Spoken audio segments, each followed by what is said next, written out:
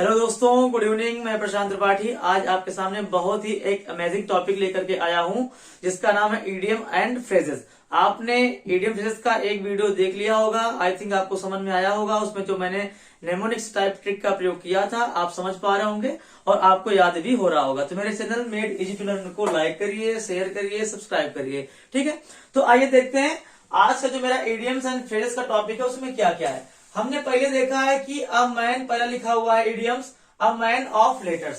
Generally अगर हम idiom की बात करेंगे, इडियम को पढ़ेंगे, इडियम्स एंड फ्रेजेस को पढ़ेंगे तो उसमें अगर उसका हम उसको रट्टा नहीं मारना, उसको याद नहीं करना। हमने बता दिया था आपको कि लिखा हुआ अ मैन ऑफ लेटर्स, इसका मतलब होता है अ लिटरेरी मैन, मतलब विद्वान लेखक। तो अगर ये जनरल सी बात है कि ऐसा देखो, उसका मतलब ये निकल रहा, साफ साफ मतलब निकलता है ए मैन, ऐसा आदमी जिसके पास लेटर्स हो या लेटर्स को लिखता हो। मतलब कैसा होगा? जो लेटर्स को लिखता होगा, जो कुछ लिखता होगा वो कैसा होगा? विद्वान लेखक होगा, लिटरेरी मैन होगा। तो बताओ इसमें क्या कुछ समस्या थी याद करने में? बिल्कुल समस्या नहीं थी।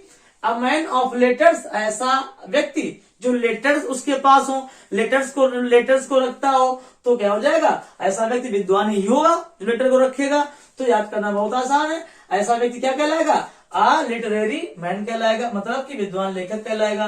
तो हमने बताया था कि इस टाइप के जितने भी ये इडियम्स एंड फ्रेजेस होते हैं उसको याद नहीं करना होता है, उसका केवल मतलब अगर आपको पता है, अप्रॉक्स पहुंच जाते हैं तो बड़े आराम से एग्जाम में ऑप्शनल में आप कर पाएंगे। तो सेकेंड नंबर देखते हैं, लिखा हुआ अ फूल्स पैराडाइज, मतलब कि मूर्खों का स्वर्ग। मतलब कि मूर्ख लोग क्या करते हैं? सोचते रहते हैं। तो वही तो लिखा हुआ है कि इमेजिनरी हैप्पीनेस, और सोचते रहते हैं, प्रसन्न होते रहते हैं।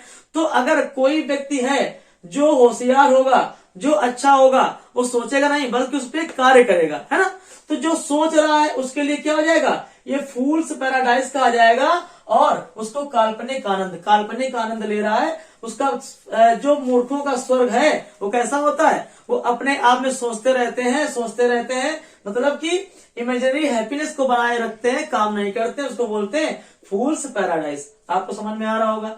तीसरा देखते हैं, लिखा है अ रेड लेटर डे। इसका मतलब क्या है कि a happy occasion all day. अभी आपकी जॉब लग जाएगी तो आपको एक बढ़िया सा पत्र आएगा, तो आप क्या हो जाएंगे? आपके लिए स्वर्णिम दिन होगा। जब लिखा हुआ है आपके लिए स्वर्णिम दिन होगा। अगर आपके पास कोई लेटर आ जाएगा, उसका आपके पास दिन होगा, तो रेड लेटर डे का मतलब हो जाएगा एक स्वर्णिम दिन। हमने आपको समझा दिया है किस तरीके से आपको समझना है कि रेड लेटर डे मतलब कि हैप्पी ओकेशन ऑल डे। मतलब कि जब आपका पत्र आता है नौकरी का, जॉब का, तो आप क्या करते हैं? आपके लिए स्वर्णिम दिन होता है। रेड लेटर डे को कनेक्ट कर लेंगे आपकी जॉब वाले लेटर से, तो आपका दिन कैसा हो जाएगा? स्वर्णिम दिन हो जाएगा और आपको याद भी हो जाएगा।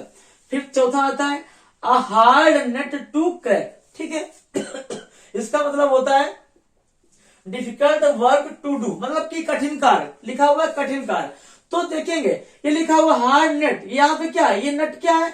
नट मतलब कि अखरोट, अखरोट को फोड़ना क्या होता है? हार्ड अखरोट को क्रैक मतलब कि तोड़ना एक कठिन कार्य तो होता है। क्या बहुत आराम से आप तोड़ सकते हैं? बिल्कुल नहीं तोड़ पाएंगे। अखरोट को तोड़ना वो भी कैसा है? हार्ड। उसको तोड़ोगे मतलब कि कोई कठिन कार्य कर रहे हो, तो वही तो लिखा हुआ डिफिकल्ट वर्क टू डू, कठिन कार्य कर रहे हैं आप। तो जैसा ये लिखा है सेम उसी का अर्थ लिखा होता है, केवल आपको हल्का फुल्का समझना होता है। और नेमोनिक्स टाइप कुछ कहानी बना लेंगे, आपको एग्जाम में याद रहेगा और ऑप्शन लगा करके आप चले जाएंगे। फिर देखते हैं, लिखा हुआ पांचवा अ बर्ड्स आई व्यू, मतलब कि यहाँ पे देखेंगे इसका मतलब है अ जनरल सर्वे या सरसरी नजर।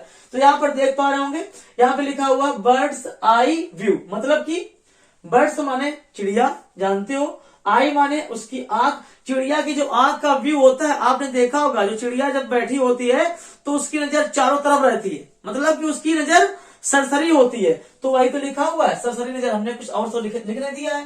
तो कहीं भी अगर बर्ड्स आई व्यू की बात होगी मतलब चिड़िया क्या करती हैं?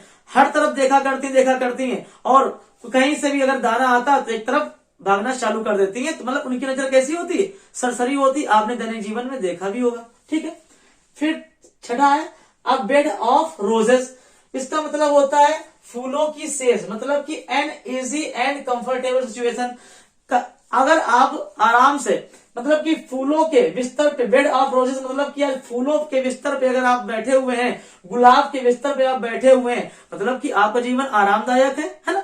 आपका जीवन बिल्कुल आरामदायक है, बिल्कुल आज आप राजा महाराजा टाइप वाली जिंदगी जी रहे हैं। तो वही तो लिखा हुआ है, फूलों की सेज, मतलब कि आपका जो काम है, आपकी जो स्थिति है बिल्कुल कंफर्टेबल वाली है, मतलब कि बिल्कुल इजी वाली है। और कुछ थोड़ी ना लिखा है, जो लिखा है उसी का अर्थ बड़े आराम से समझ लेते हैं और आपको याद भी हो रहा होगा।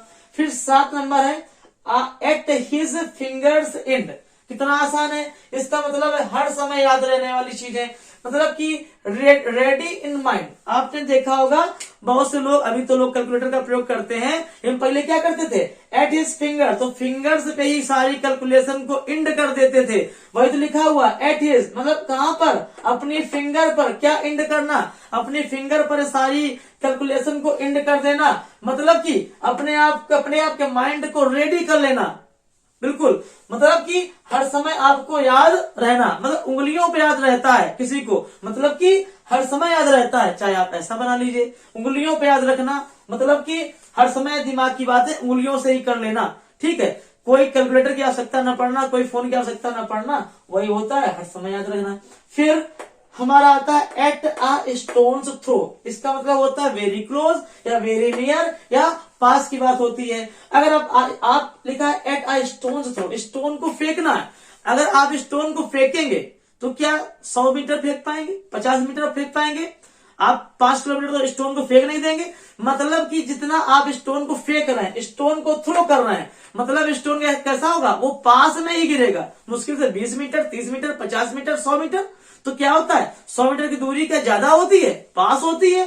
तो स्टोन थ्रो क्या करोगे, पास तक ही फेंक पाओगे, बहुत दूर 4-5 किलोमीटर की दूरी तक आप नहीं फेंक पाएंगे। तो आप बिल्कुल कहानी के माध्यम से नेमोनिक्स टाइप में उस तरीके से आपने सारे के सारे इडियम्स को समझा होगा, पढ़ा होगा, और आपको याद भी हो रहे होंगे और आपके दिमाग में सेव भी हो रहे होंगे।